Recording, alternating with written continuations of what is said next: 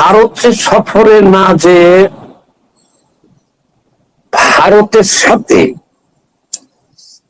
উল্টাপাল্টা আচরণ করে বাংলাদেশে কোন সরকার টিকবে না, থাকতে পারবে না। এটা কার সাথে আমি তুলনা করেছি বুঝতে পারছেন? যে মানুষের মৃত্যু যেমন সত্য, আমি এখন যে কথাগুলো আপনাকে বলবো এটা হলো চরম সত্য।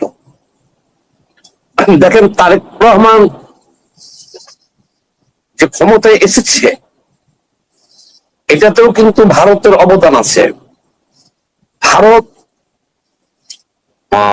আমাদের বাংলাদেশের যে একটা চরম কি বলে এটাকে, সুদখর এবং ইডিয়ট ডক্টর ইউনূস ছিল। যেমন ধরেন, সে ক্ষমতায় আসছিল, যেমন নেপালে আসার পরে ঘোষণা দিয়েছিল যে 6 মাসের মধ্যে নির্বাচন দিয়ে আমরা চলে যাব। সে কিন্তু কোনো নির্বাচন দিতে চায় নাই। সে তাল বাহানা করিয়া সারা বিশ্বে থেকে তার লোকজন এনে এখানে বসাইয়া সে 18 মাস পর্যন্ত তাল বাহানা করছে, লুটপাট করছে, দুর্নীতি করছে, তাই না? সে আজীবন ক্ষমতায় থাকতে চাইছিল। সেখানে কিন্তু ভারতের একটা অবদান ছিল, তাকে চাপ প্রয়োগ করেছিল, এটা আমরা জানি। আমেরিকাকে দিয়ে চাপ প্রয়োগ করাইছিল, কারণ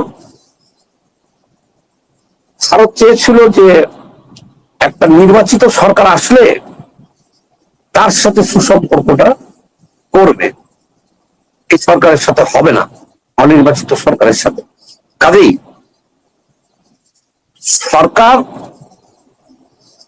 সরকার যে ক্ষমতায় আসছে এখানেও ভারতের অবদান ছিল। এবার আসল কথায় আসি। দেখেন,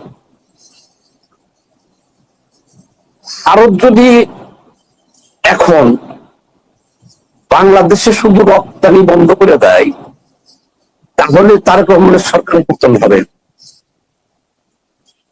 বাংলাদেশের সেই ক্যাপাসিটি নাই যে তুরস্ক থেকে, মধ্যপ্রাচ্য থেকে আমরা ভারত থেকে যে সমস্ত শত শত আইটেম, যেমন কাঁচা মরিচ 300 টাকা কেজি ছিল, ভারত থেকে আনার পরেই এটা কমে আসছে 20 টাকা 50 টাকা কেজিতে নেমে আসলো। কয়েকদিন আগে তেলের যে সংকটে পড়ছিলাম, ভারত যদি পাইপলাইন দিয়ে তেল না দিত বাংলাদেশের অবস্থা আরো চরম বিপদে। এখন আবার বাংলাদেশ সরকার ভারতের কাছ থেকে আরো তেল চাইতেছে, পাইপলাইন দিয়া গ্যাস চাইতেছি আমরা। কিন্তু একটা কথা বলি আপনাকে,